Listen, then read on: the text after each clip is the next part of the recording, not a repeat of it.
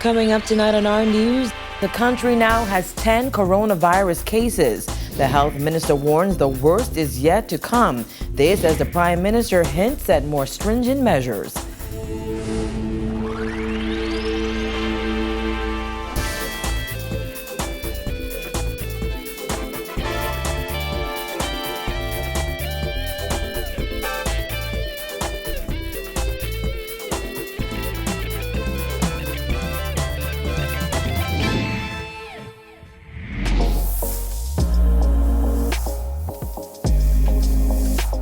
Our news is brought to you by Alive. Welcome to our news and thanks for joining us. I'm Vonique Tood. Topping news tonight, there are now 10 confirmed cases of coronavirus in the Bahamas. The additional case was revealed by health officials this afternoon. It's said to be in New Providence. Amid a surge in cases, Health Minister Dr. Dwayne Sands warned Bahamians today that the worst is yet to come. He spoke with Kyle Joaquin. I believe the worst is yet to come. With 9 cases reported so far and only 1 having recently traveled out of the country, the health minister said now isn't the time for Bahamians to play Russian roulette with their lives. He pointed to countries around the world where the cases of COVID-19 far exceed their ability to provide things like respirators or beds, and said he doesn't want the Bahamas to get to the point where the decision of who gets what will have to be made. What we're seeking to do is to not have the painful, difficult decisions that have to be made, that are being made in Italy, being made in Spain, where if you're over 65, you're not going to get a ventilator. If you're older than 80, we're going to let you die, and so on and so forth. Can you imagine having to make those kinds of painful decisions in the Bahamas? According to Sands, nearly 200 people have been tested so far. Though only 9 cases have been confirmed, the health minister said Bahamians must understand that many people with coronavirus may be walking around without displaying symptoms. You have no idea who is a carrier. You have no idea of who is infected. And so the best way to avoid infection is social distancing. So in a roundabout way, the assumption is that there are people who could potentially be infected. You don't need to test that theory. There's also the question of healthcare providers. With doctors, nurses, and others in the healthcare profession worldwide contracting the virus themselves, some of whom have died, we asked Sands whether testing is being done on medical professionals here, from PMH to clinics and even Sandilands. We have not been testing everybody at random. And so if you don't meet the case definition, or if you don't have a reason to be tested, you're not a contact of a case, you haven't been exposed to a case, then why would somebody be tested? All 4 of the new cases confirmed yesterday are at home in isolation and in good health, according to Sands. And as Bahamians continue to flood the streets despite the 24-hour curfew, Sands once again sent out a plea for people to stay at home for now to avoid things getting worse. You have to make sure that you are making the painful decisions that would lead to a flattening of the curve. And if you flatten that curve, as has been done in other countries, we have documented that it works. For Our News, I'm Kyle Joaquin. What needs to be done will be done, according to Prime Minister Dr. Hubert Minnis, who hinted at new measures when he speaks in Parliament on Monday. Minnis made the comments today while meeting with senior health officials who are leading the country's fight against the coronavirus. He was responding to their concerns that many Bahamians are still moving about freely despite the 24-hour curfew. You would have that very soon. I am certain that they are waiting to hear what I'm going to say on Monday. Okay. Be it in Parliament or a national address, but I would address that nationally, because under no circumstances will we place the nation at risk. What needs to be done will be done. And one thing the Bahamian public has to appreciate, that the decisions the government make, the decisions I make, are based on accuracy and analysis. It's not based on emotion and not based on how I feel. Minnis added that Bahamians must mentally prepare for the fact that the country won't be the same. Well, I think the Bahamas recognize that the Bahamas that we saw yesterday won't be the same Bahamas tomorrow, and we have to mentally prepare them for it so that they would recognize that we're fighting one war today, that is the COVID war, and after we finish that, we're going to be fighting an economic war. And just as we would be successful in the COVID war, we most certainly will be successful in the economic war. The rapid increase in coronavirus cases in the United States has prompted Nassau Airport Development Company to block all incoming passengers from entering the Bahamas. NAD said in a statement today, the country is now closed to all incoming passengers. Planes can come in empty, but pick up passengers and leave. The statement continues, all airlines with flights that were already en route prior to this advisory have been notified that upon arrival, the passengers will be detained by Border Patrol and public health officials upon landing. A 58-year-old woman who beat cancer twice is worried about the risk of contracting the coronavirus. Jared Higgs tells us the laid-off hotel worker is also struggling to make ends meet. If you heard Rogina Thompson's story, you might think she were invincible. I had 2 sets of cancer and I survived it. However, the passionate hotel worker knows that with a never-before-seen virus ripping through the world, her age and health history means she's at risk. I'm very worried. Because of my condition, I'm very worried about it. The reality of her health situation is also coupled with a grim economic reality. Thompson and thousands of other workers are without jobs for the foreseeable future. A maid by profession, Thompson says she loves what she does and isn't sure how she'll make it without money coming in. Boss followed the national insurance form and he sent it to national insurance, So that's the only thing now. I'll be hoping that national insurance will pay us, but if they don't, then I have nothing coming in. Thompson's circumstances typify the struggle ahead for Bahamians. The 58-year-old stays home except for early morning outings to the store. And while she's keen on practicing social distancing, she says others in her neighborhood have kept up their old habits. We still have some just gathering, neighbors just still getting together. The number of coronavirus cases is expected to rise. To stop the virus spreading, government implemented a 24-hour curfew. It's so heartbreaking, to see the people that are dying and, sick from it, because, they take it for a joke, but this is serious stuff. This is serious. Reporting for Our News, I'm Jared Higgs. The COVID-19 pandemic has prompted major changes at the Cancer Society of the Bahamas. Administrator Aaron Storr, who is also a cancer survivor, says the facility is now on lockdown and has banned all visitors in a bid to protect cancer patients who are staying there. Jasmine Brown reports. The COVID-19 pandemic and the subsequent lockdown here in the Bahamas has changed the way of life here at the Cancer Society. Cancer Society Administrator Aaron Storr says the tough decision was made due to the increased risk associated with COVID-19 and those diagnosed with cancer.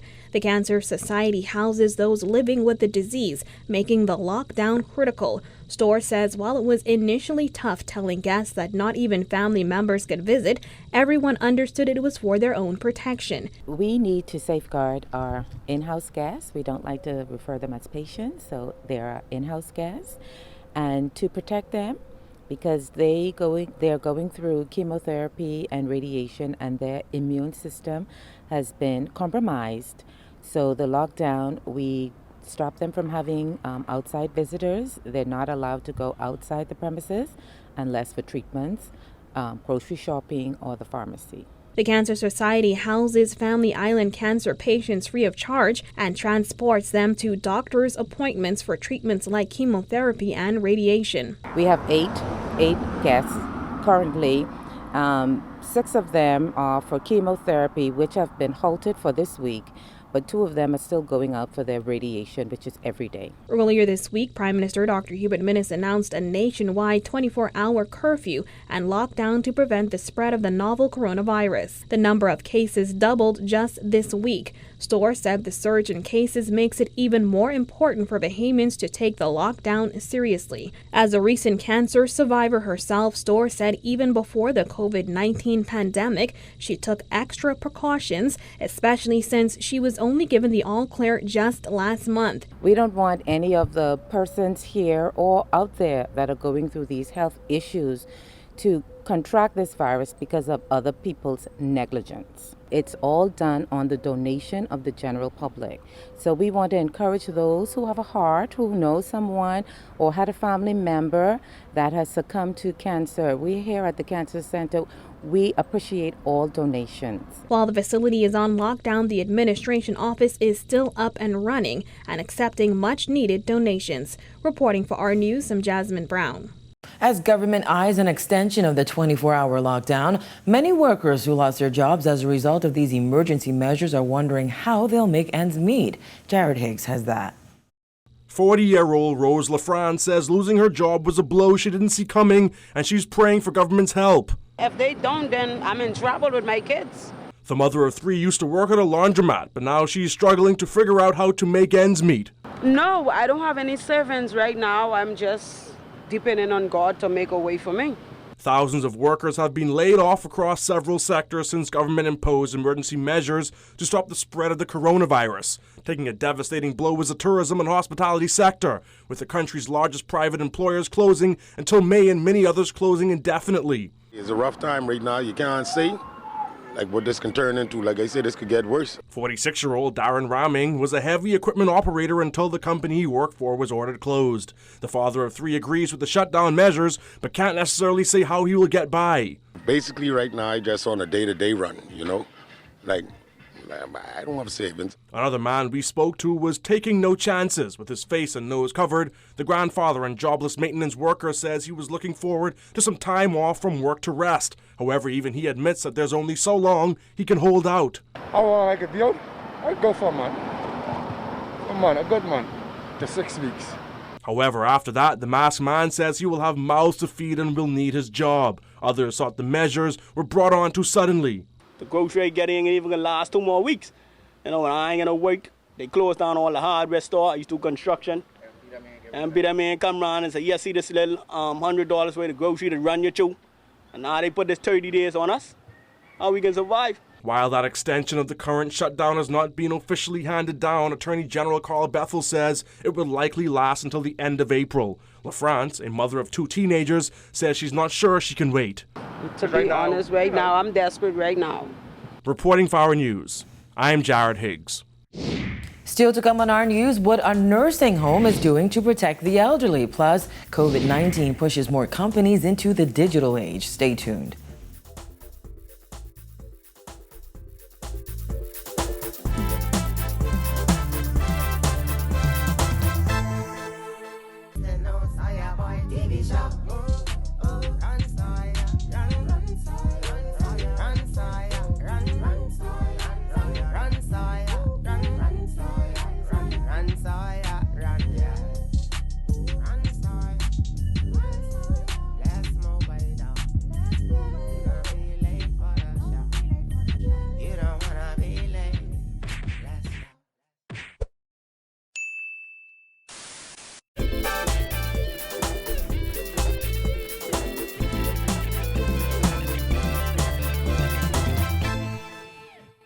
You're watching our news. Welcome back. With nursing homes in other countries reporting coronavirus deaths, a local home for senior citizens isn't taking any chances. Owners made the chance to ban all visitors. Jillian Gray reports. Hand sanitizing stations like this one are spread all throughout Pat's Senior Citizens Home, as caregivers say they're taking no chances when it comes to caring for the most vulnerable and susceptible to the COVID-19 virus, the elderly. With the staff, I've made some stiff laws with them. When they come here to work, they're not to leave the premises until they're leaving for that day. And if they want to eat, they have to bring their lunch or they eat here. Not back and forth and coming, going and coming. We don't want to, and we don't want to encourage that. So we feel pretty much safe here. And I let them know, the patients here is virus-free. Gloves, masks, and other personal protective equipment are also a part of the home's new strict health and safety procedures. Pat's is not accepting day residents as they pose a risk through their constant movement. Operations manager Clyson Backford said doctors at the home constantly check residents' temperature and ensure they do not have COVID-19 symptoms. Even family members have been banned from entering the home. They can interact with their loved ones plans via technology or through a barrier. We have a quarantine situation that we implemented where there's absolutely no family and loved ones to come and visit at this time.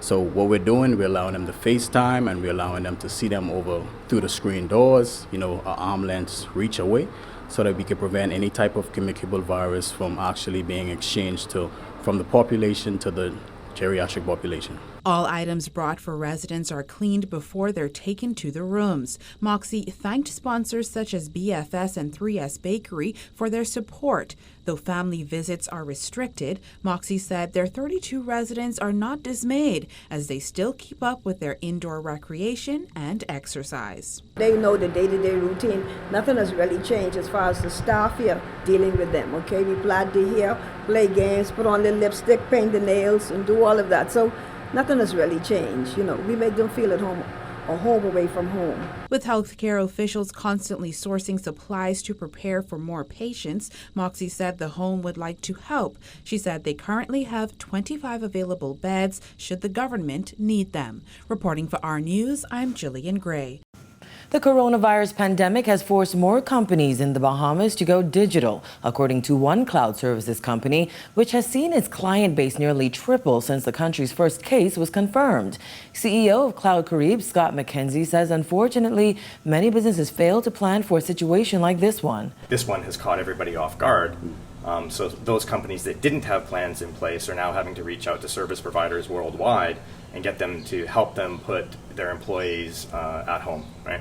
So I was talking to somebody yesterday. They're actually tasked with, over the next 2 days, provisioning 2,000 PCs, laptops for their employees to work from home, because there was 2,000 employees that were never considered to work from home, but now they have to work from home. McKenzie credits the younger generation with leading the shift to digital. He added that because Grand Bahama is still in the rebuilding phase in the wake of Hurricane Dorian, it puts the island at a slight advantage. They've already started to take business continuity and disaster recovery preparations and planning much more serious. So they're probably one of the most prepared islands within the Bahamas. And I think that has made people more aware and conscious in the Bahamas, and that's probably also led to the Bahamas being very forward-thinking and taking early action on this, putting in curfews and whatnot.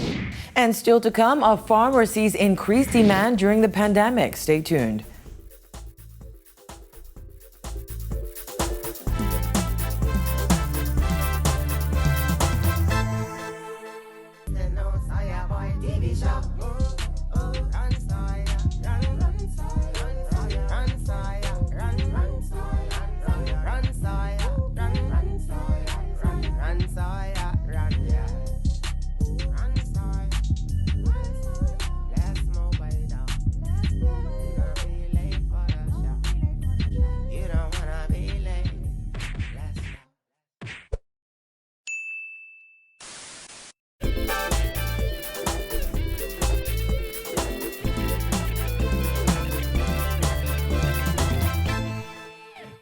A local farmer says he has seen an increased demand for his skills due to the coronavirus. Jared Hicks reports. Shomi Khan Cargill is a farmer who was drawn to the profession by his love for the outdoors and his desire to take up a particular position in society. Being in agriculture is a political statement. It's a stance. The 28-year-old runs the agriculture program at a local junior high school and consults with BAMSI. With food and general security at the forefront of the minds of many due to the coronavirus, Cargill says he has seen a demand for his services. Establishing their own farms at their homes, or having connection with the farming community, because they feel as if that we could potentially end up in a food shortage. Since the issuing of 2 emergency orders, the issue of food security has reared its head. Officials have warned shoppers against panic buying, and the current economic reality is threatening to burden many in meeting basic needs. There's not a lot of people who have expendable cash laying around just to buy a bunch of food supplies at one time, and that kind of lends itself to some problems that we had, like underlying issues in our society. Now, Cargill's H.O. Nash farm features dozens of crops and lots of livestock. He hopes that the students he teaches will one day choose to become farmers, but he knows that it won't be an easy choice for them. Many times it seems to be not worth it in the long run, just financially, versus being a hotel employee or working in finance as a lawyer or a doctor, and even with public perception, in terms of respect and things like that. There's a number of real issues that why you wouldn't want to be involved in the sector. And that's part of the core issue. In order to make agricultural careers more attractive to young people, Cargill says the industry needs serious investment. He says he hopes that after this coronavirus panic, Bahamians continue to show the same kind of interest in the sector that they are now. Reporting for Our News, I'm Jared Higgs. Bahamians crowd banks ahead of the weekend. That's coming up when Our News returns.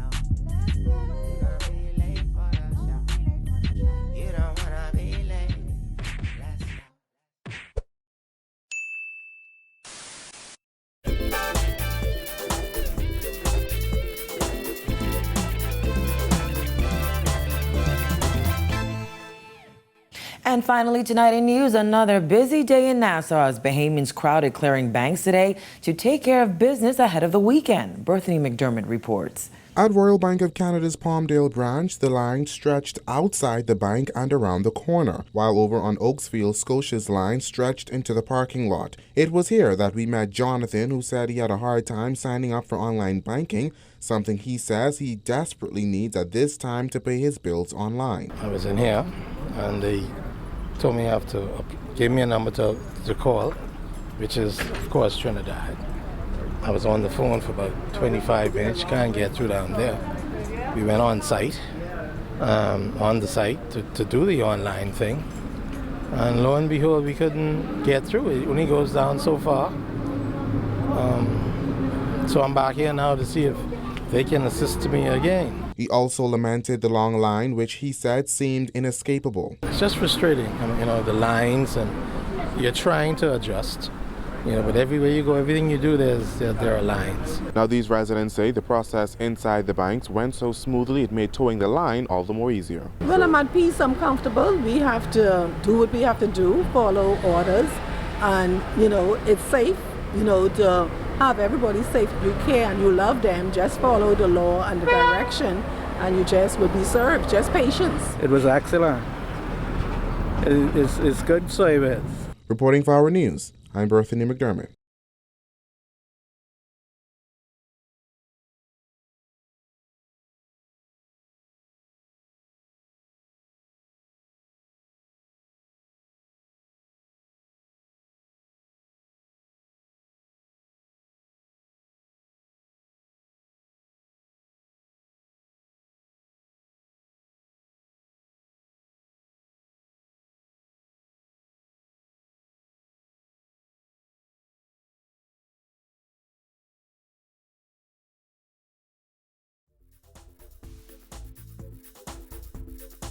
And thanks for joining us for Our News tonight. On behalf of the entire team, I'm pointing to have a great weekend.